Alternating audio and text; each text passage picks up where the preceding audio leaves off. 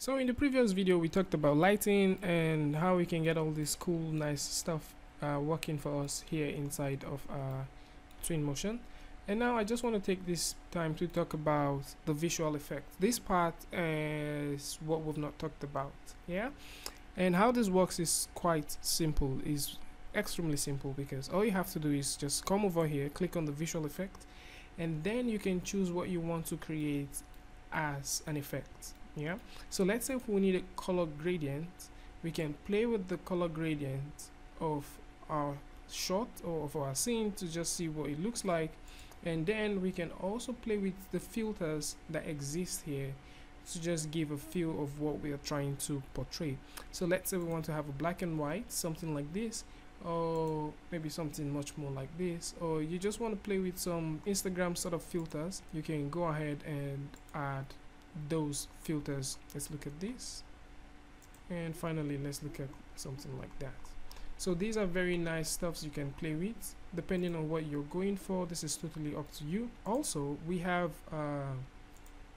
other types of filters like that.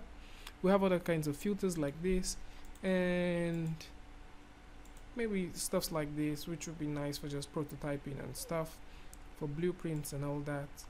And finally, maybe if you want to just use this for some sci-fi stuff, just to show maybe someone's walking within an area in your shot, or if you're in your movie or something. Yeah. Clay rendering. How does this part of the visual effect work? What I'm going to do to actually explain this part is I'm going to come over here and drag a car and position this car somewhere here. And you know, just like I said in previous videos, if you hold down the shift key and click and drag, you can make multiple copies. So I'm just going to make multiple copies of this, and then I can just come through and just pick up somewhere around.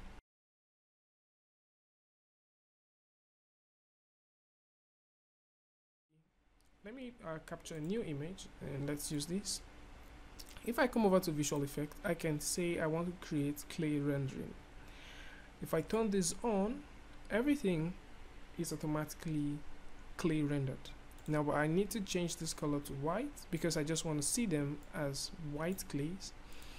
And I can also choose what I need to have as clay rendered stuff. I'm going to section and I'm saying I don't need the glass to be clay rendered. I don't need the landscape to be clay rendered. I don't need the vegetation, the water, the characters, the items and other stuff. I just need the cars to be clay rendered. And so that's how you have your clay rendering. Yeah, you can also go ahead and, you know, turn off the cars but turn on the characters, and only the characters will be clay rendered.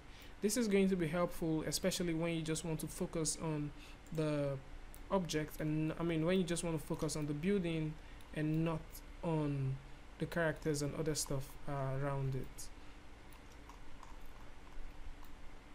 Hi, before you click the next video on the top right corner of the screen, if you like what you've just seen, click on the like button and hit the subscribe button. Don't forget to turn on notifications so that you get updates next time we upload a new video.